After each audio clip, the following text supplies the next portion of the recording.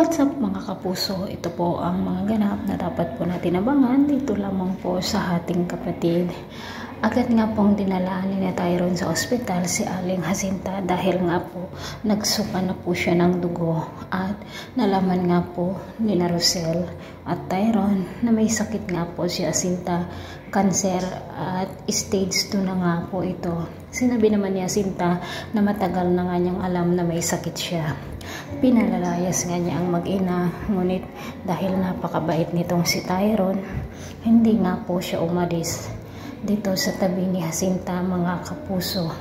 Tuwang-tuwang nga si Jacinta dito sa ipinapakita ni Tyrone sa kanya. Sa palagay ko, pag mamatay si Jacinta, si Tyrone ang magmamana dito sa kanyang flower cafe. Samantala ito namang si Darius ay hindi tumitigil na nakikiusap kay Rosel upang sa ganon ay tulungan niya ito para mapatawad ni Jacinta. Sa ospital nga ay pinuntahan na naman ni Darius si Jacinta, kung kaya't ito na naman ang dahilan magagalit si Jacinta mga kapuso.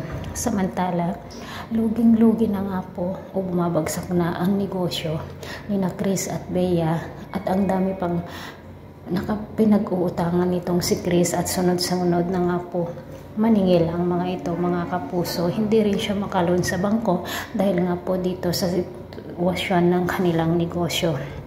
Ang naisip nga na paraan ni Bea ay walang iba kundi ang bigyan ng pagkakataon si Chito upang maging bahagi ng buhay nitong si Belle kapalit ng pag-i-invest nito sa kanilang kumpanya. Hindi naman pumayag si Belle dito sa gusto ni Bea, lalo na nang makita nga po niya itong si Chito,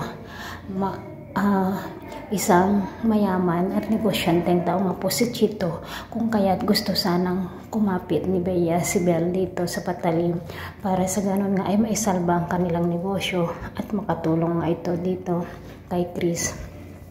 May mga kalalakihan na bumubog kay Chris at umiiyak nga po si Belle dito sa nangyayari, kung kaya't ano kaya ang magiging decision ni Belle? Tatanggapin niya kaya itong offer ni Chito sa kanya mga kapuso? Pero kapag nalugi ang kanilang negosyo, baka walang ibang bibili kundi si Rosel kapag magiging mayaman na sila at sila na nga ang magmamayari dito sa Flower Cafe ni Jacinta. Ito po ang mga dapat nating abangan. Maraming salamat.